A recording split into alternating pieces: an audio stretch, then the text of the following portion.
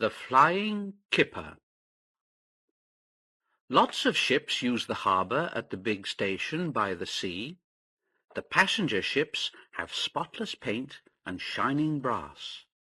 Other ships, though smaller and dirtier, are important too. They take coal, machinery, and other things abroad and bring back meat, timber, and things we need. Fishing boats also come there. They unload their fish on the quay.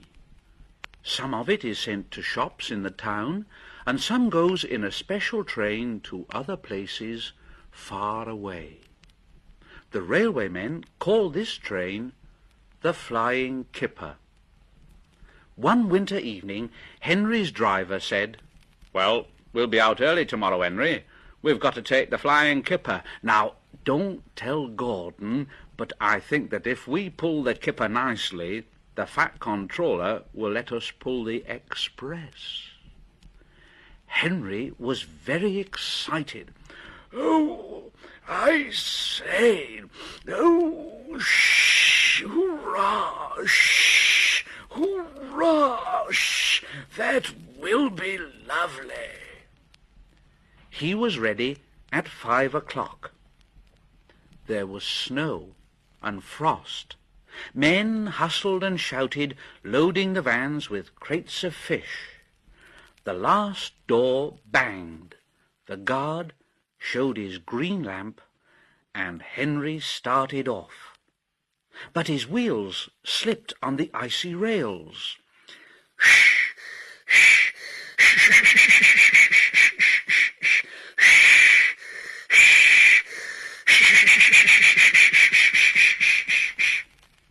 Henry got cross with the vans. "Come on, come on. Don't be silly, don't be silly, don't be silly, don't be silly, don't be silly. Come on, come on. Don't be silly, don't be silly, don't be silly, don't be silly, don't be silly, don't be silly, don't be silly." The vans shuddered and groaned. "Bow, bow, bow, bow, bow, bow, bow, bow. All right, all right, all right, all right, all right, all right, all right, all right. Shh, shh, shh, shh, shh, shh, shh. That is better, that is better, that is better, that is better, that is better, that is better." And the train began to gather speed. Thick clouds of smoke and steam poured from Henry's funnel into the cold air, and when his fireman put on more coal, the fire's light shone brightly on the snow around. Henry went faster and faster. "Hurry, hurry, hurry, hurry, hurry, hurry, hurry, hurry, hurry, hurry, hurry, hurry, hurry, hurry, hurry, hurry."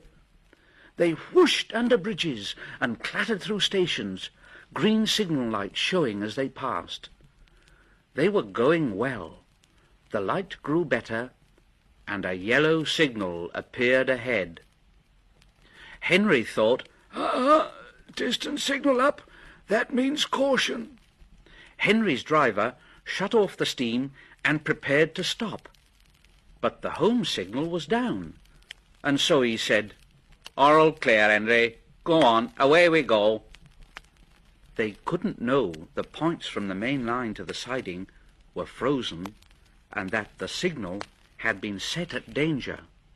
A fall of snow had forced it down. A goods train waited in the siding to let the Flying Kipper pass. The driver and the fireman were drinking cocoa in the brake van. The guard pulled out his watch and he said, "You know, the Flying Kipper is due." The fireman said, "Who cares about the Flying Kipper? This is good cocoa." The driver got up and said, "Hey, come on, fireman, back to our engine." "But I haven't finished my cocoa yet." Then suddenly there was a terrible crash. The brake van broke, the three men shot in the air like jacks in a box and landed in the snow outside. Henry's driver and fireman jumped clear before the crash. The fireman fell head first into a heap of snow, and he kicked his legs about so much the driver couldn't pull him out. Henry was sprawled over on his side. He looked very surprised. "Oh, hello, what happened? Shh! Oh, shh! Oh, shh!" The goods-train fireman was very cross. He waved his empty mug in the air. "You clumsy great engine! The best cup of cocoa I've ever had, and you bump into me and spill it all." The driver said, "Never mind your cocoa, fireman. Run and telephone the breakdown gang." The gang soon cleared the line, but they had hard work lifting Henry onto the rails. The fat controller came to see him. "Well, Henry, what have you got to say for yourself, "Oh, dear, sir, shh, oh, sir, the signal was down, sir. Honestly, it was, honestly." Cheer up, Henry. It wasn't your fault. Ice and snow caused the accident. I'm sending you to Crewe, a fine place for sick engines. They'll give you a new shape and a larger firebox, and then you'll feel a different engine, and you won't need special coal any more. Now, won't that be nice, "Oh, yes, sir. Shh, yeah. Yes, sir. Shh, yes." Henry liked being at Crewe, but was glad to come home. A crowd of people waited to see him arrive in his new shape. He looked so splendid and strong that they gave him 3 cheers. And Henry said, "Thank you, thank you, thank you."